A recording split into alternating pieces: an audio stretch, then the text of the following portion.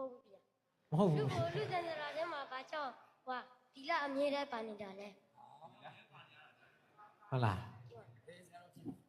တီလာအများရန်ပါ လူဘုံလူဘဝမှာဘာကြောင့်တီလာအမြဲတမ်း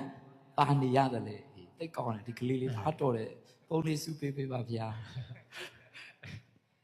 တီလာဟာလောကကြီးမှာအရေးကြီးဆုံးပဲကလေးနော်လူရင်လို့ဖြစ်လာတယ်ဆိုတာလေတီလာဆိုတဲ့အကြောင်းတရားပါတာများတယ်ဗျာနော်တီလာမရှိရင်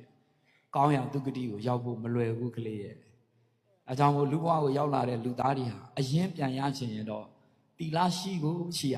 တီလာမရှိရင်လူဖြစ်ရှုံးတယ်ကလေးလေးဒါကြောင့်လူဘုံလူလောကကြီးမှာ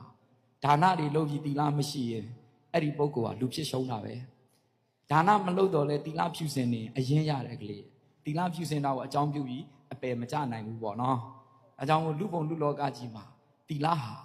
အရေးကြီးပါတယ်တီလာဟာပါဖို့ပါရမှာတီလာမပါရင်လူဖြစ်ရှုံးတယ်ကလေးဒါကတော့ဆရာတော်ရဲ့အတ္တနောမတိနဲ့ဖြေပေးလိုက်နော်